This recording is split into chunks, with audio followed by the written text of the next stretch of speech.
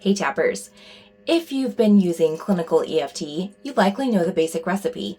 If you know the basic recipe, you likely know why we use the SUD scale. But do you understand why it's so important to your EFT practice? Let's talk about it. The SUD scale stands for Subjective Units of Distress. It's the same scale that your doctor uses when you go in and they say, are you in pain? Yes.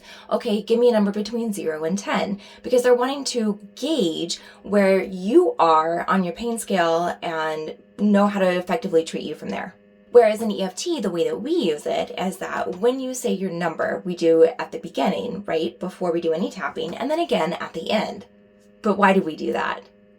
The reason is for something called the apex effect.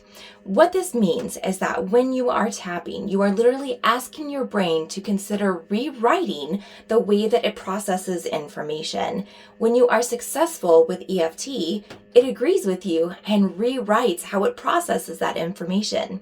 What this might look like is you have a giant fear of a reptile or of an arachnid, and then by the time you finish tapping, you no longer do, which is great news. So why do you need a SUD scale for that?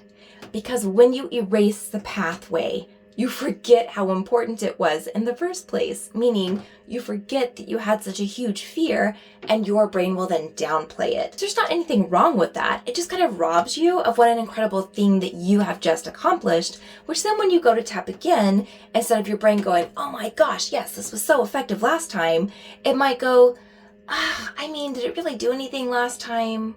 We kind of sort of tapped on this mild concern about spiders.